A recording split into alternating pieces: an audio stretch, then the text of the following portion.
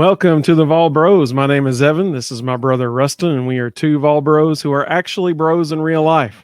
And we have a incredible treat for everybody. From Volquest, the GOAT himself. We are joined today by Austin Price. Austin, thank you so much for joining us. Appreciate it, guys. Thank you for having me. I'm going to be totally honest with you, Austin. When we first started doing this podcast about almost a year ago, we made a list of people who we wanted to have on this show one day, and you're right at the top of it, man. So we're really appreciative of you taking your time to join us today. Well, I'm excited to be a part of it, guys. I enjoy interacting with all the Vol fans, and you guys have made a niche for yourselves, and that's awesome. So glad to be a part of it. Well, thank you. We appreciate that. Now, as you know, we are based out of Chattanooga. Our show is based out of Chattanooga, and Chattanooga's had some recruits over the years make an impact on Rocky Top, primarily Reggie White. But more recently we got Gerald. He was pretty good from what I hear. More recently, Gerald Riggs Jr., Jaquez Smith. So we got a plethora of Chattanooga area Vols up there.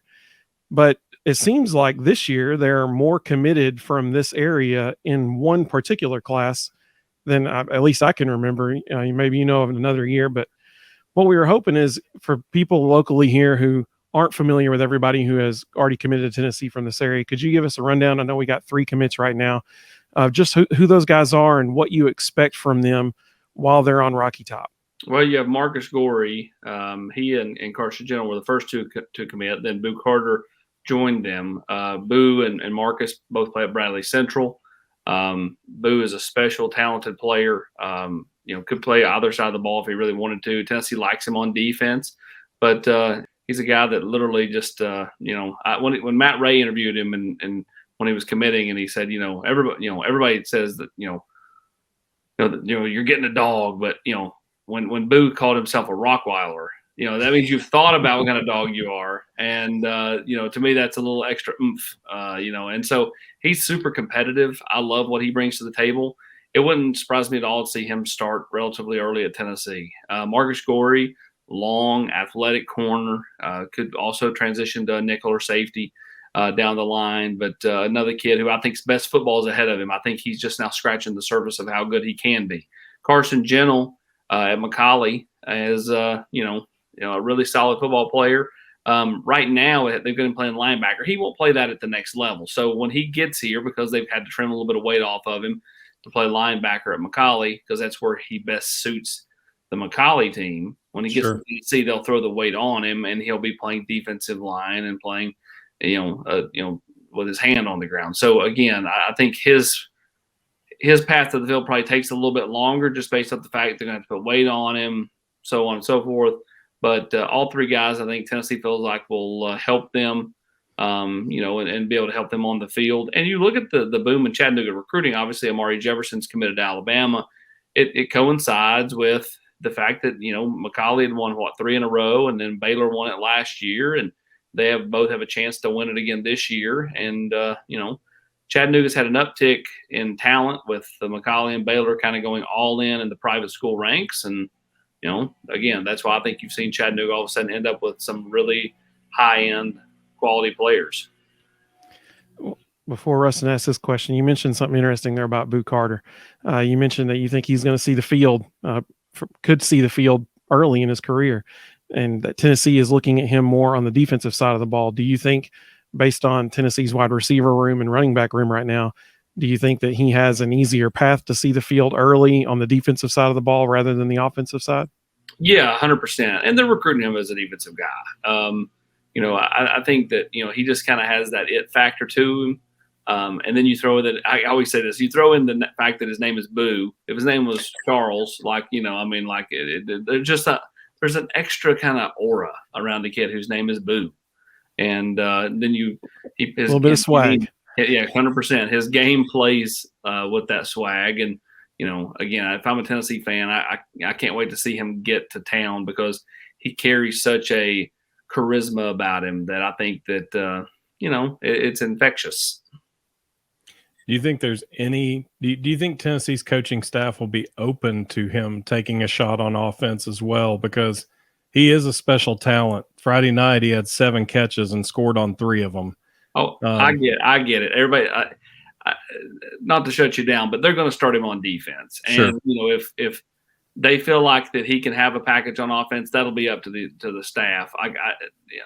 There's going to be this whole notion because he makes so many plays on offense that he should just play offense here. And that's right now not where they're at. Again, Sure. could it change 100%? But he is going to start on defense, and then we'll see if anything else materializes and morphs. But I get the notion though, because you see the highlights every Friday night, whether it was at Chattanooga Central or now at Bradley Central, and it's or Chattanooga Christian.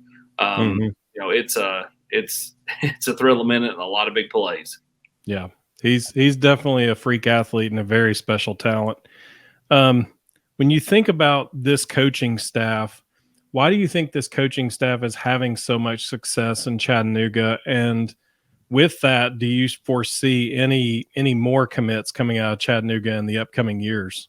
Yeah, I think that the staff is just they're prioritizing the in-state kids, but at the same time, like you're not going to get them all. Like you're going to lose an Amari Jefferson to Alabama, or you're going to lose a Ronan O'Connell to Clemson. That's just stuff's going to happen. But if you can get the ones you truly covet, or most of them anyway, then that's winning. And right now, like I said, the fact that Chattanooga area football has so much team success, it's parlayed into individual success. Recruits have started to go there more and more, and thus you see Tennessee kind of playing in the waters there a little bit more than they have in a long time. So this is probably a bigger question than it sounds, but even just recently in the last week or so, we've seen a freshman orientation on campus where almost the entire athletic department was involved. Josh Heupel looked extremely comfortable walking around talking to all those hundreds and thousands of freshmen. Sure. You've got Danny White hosting 250 freshmen and transfers at his house. There's just an unbelievable amount of continuity in that athletic department right now. And I think that's trickling down to different coaching staffs. So when we look at Josh Heupel's staff, do you think that's part of the reason why they're having such success in keeping coaches and not having turnover? What is it that you think is kind of the special sauce there that is allowing him to retain his coaches as much as possible? Well, on the offensive side of the ball, you had 2 leave. They were both, one to the NFL, and no one's never going to blink when somebody leaves right. From the college ranks, especially with NIL and the transfer portal and the headache those 2 things can be for coaches. and then Golish went to be a head coach, and so other than that, there's been no turnover really. So I think part of it is you've got a defensive side that's veteran led. Most wives, moms, that type of thing. They love Knoxville. Like it's just big enough, but not too big and not too small. And they just like the kind of combination. And then if they really need to get to a Nashville or Atlanta, it's a 2.5, 3 hour drive. And, it makes a lot of sense for a lot of places. They'll naturally have some turnover. Obviously Tim Banks would love to be a head coach. Jerry Mack, I think, would love to be a head coach or an NFL assistant, down the line. But right now, I think that the fact that, Josh Heupel, is pretty easy to work for. He does, demand a lot of, time in the office, but at the same time, it's not like, it's not just where you're just sitting there just staring at a computer all day and doing the same thing. Like he makes it different and that type of thing. I think and I think he just he gels with his staff. I think the defensive staff genuinely likes Josh Heupel. Obviously the offensive staff super loyal to him because of the style of play and the fact they've kind of grown up in that. And sure, he rewarded a couple of those guys like Kelsey Pope and Alec Abelin with the promotion of a lifetime to go from literally nowhere in the coaching ranks to, a power SEC assistant in short order. And so I'm sure there's some loyalty in return there. And that's worked out pretty well for him. Kelsey Pope has been absolutely killing it. Yeah. Kelsey's done a really nice job. Well, Austin, you get to see things that we don't get to see in practice, and you get to, things that no one else knows. That's why you're the GOAT. You're part of Volquest On3 team. You're the GOAT at this. So we're relying on you for some insider info here. Our last question of the day. Having seen these practices all fall camp long, in the spring, that kind of thing, can you name one player on both sides of the ball, so 2 total, that is going to totally surprise Tennessee fans this season, that by midway through the season they're like, man, dude has put in some work? I mean, who would be that one guy on either side of the ball that you think Vol fans will be pleasantly surprised with this year? Well, that's a really tough question, because if you're a diehard, you're probably not going to be surprised by some of the names I would name. Now if you're like my dad, who's the common fan, and tells me about things 2 or 3 weeks after they happened, I'm like, yeah, no. I would love to see that conversation, by the way. Like, hey, did you know? Well, actually, I did know. Yeah. We've had those. It's funny. I think on the offensive side of the ball, the guy that's put in the most work, I don't know if he's going to surprise, is Jalen Wright. Now, if you're wanting a guy that wasn't here a year ago, I would tell you McCallan Castles. Defensively, I would go Omar Norman Lott. I think that he is poised to have a really big year transferring in from Arizona State. So, Jalen Wright has really kind of taken the ball and ran with it, so to speak, from the running back position. And, nice. I see what you did there. Yeah. And as I said on our podcast, I mean, he's distancing himself right now. He's really playing at an all-time high level. That doesn't mean Jabari Small is not going to play, because he is. But what I'm telling you is, when they roll out there for the first play, I would be floored if number 0 is not Tennessee's tailback. Wow, that's big time right there. When you mentioned Omar Norman Lott, so I think it was Tim Banks was being interviewed in a presser, and somebody asked him about Omar Norman Lott by name, and his reaction, he went, ooh, like that. And he like perked up and kind of went like that, and he was excited. That was probably 2 or 3 weeks ago now. And as soon as I saw his reaction, I was like, oh, this is good. I think of the linebacker room in terms of like kind of small unit that probably Brian Jean-Marie probably feels that way about most of his room now compared to the last few years. But on the whole, I mean, Tim Banks is sitting around looking at his defensive side of the ball going, man, we look different. And it's my job to, make us look different on the field, make us improved on the field. And so, he has a talented group, a deep group on that defensive side of the ball. And so, it all starts with up front, and Omar Norman Lott, I think, will be a big reason why Tennessee has success on the defensive front if they do. So I'm curious, you mentioned McCallan Castles, because we talk a lot on here. We talk a lot on here about ball sharing and how in the world are you going to get enough touches when you look in the backfield, when you look at the perimeter. There's so many options on the perimeter, including Jacob Warren. How do you see them carving out a niche for McCallan Castles? Because I've watched his video, and I think he's absolutely a kid that can do a lot of things. But how do you see it fitting into all these options they have? Well, you're right. I mean, I think you have to be deliberate when you're trying to, getting a few people the ball. I'm not saying he's going to end up with 35 or 40 catches, but I think that he can make his catches very meaningful. He's an athletic tight end. My biggest question is what's he like when he puts his hands in the dirt and he needs to block? Sure. I mean, that's something he's not done a whole lot of. It's not that he's not capable, but I mean, he's been predominantly an inline receiving tight end. And so, when they ask him to kind of go and help out Gerald Mincy because, he needs to block the edge, how much help is he for Gerald Mincy or J.J. Crawford or whoever? Do you see them using him more like Princeton Fant, where Jacob is really the guy being more the attached tight end and McCallan is the H-back behind him? I mean, yeah, potentially, but I don't think you'll see them handing the ball. But Princeton Fant had played running back. He was a different body type, and just a different type of athlete. I mean, he really was the Swiss Army knife for last year's offense. And I'm not sure they have a Swiss Army knife in this year's offense. Well, if Jalen Wright's made that much of a jump, when you've got him, Jabari, and Dylan Sampson, you probably don't need the Swiss Army knife. It's true. Very true. Well, Austin, before we ask you to tell us all the ways to find you, we got a surprise for you. Every guest that we have on our show, they get a special gift from us. Austin, you are now an honorary bro. We know that this is the pinnacle of your career. That you get this. You're going to get a shirt that has honorary bro on it because we're so appreciative of you joining us.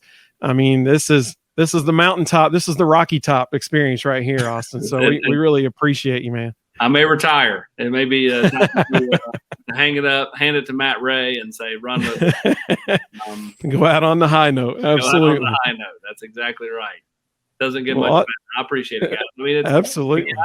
The one thing I've done years ago that I'm really proud of myself. Not that I need any kind of pat on the back, but I took it upon myself years ago when people reach out to me, when people come up to me at a restaurant or at Lowe's or wherever.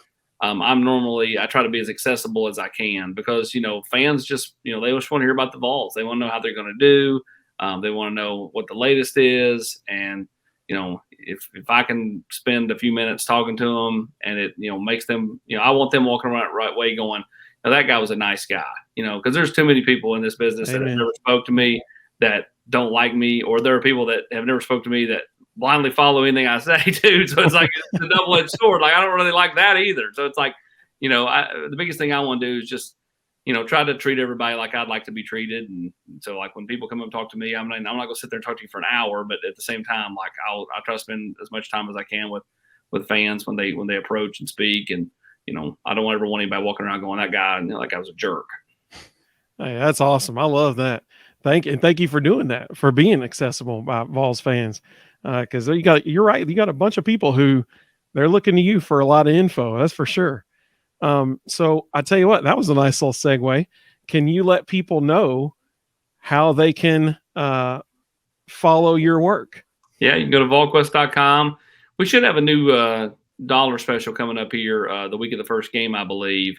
And, it'll be $1 for 1 month. And then, it'll be after that, it'll be the full price. But, we've had incredible response since we moved to On3. You can follow some of our video stuff at the On3 or at the Volquest YouTube channel. But the real nuts and bolts, the real recruiting insider notes, you can find those on the general's quarters. And that means you got to be a member to Volquest. And, it's basically $100 a year or 33 cents a day. Like, like that's kind of how I put it. Like if we're not, when people are complaining, I'm like, if we're not worth the 33 cents a day, if you don't get 33 cents of it a day of entertainment, the general's quarters in its own right is entertainment. Then, we try to make it fun and do stuff and be entertaining. So, to me, it's a great value. And honestly, it's the community, the people at Volquest, the members of the general's quarters. Some of them probably give me a few gray hairs or make me lose hair, but like they make the place. Like if they weren't there, it wouldn't be the same.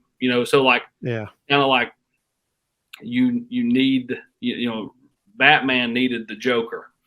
Sometimes, for every, Vol fan forever, you have to have, VFL 333 or whatever. Like you have to, there's a nice yin to the yang. So I try to appreciate everybody that's a member of our site.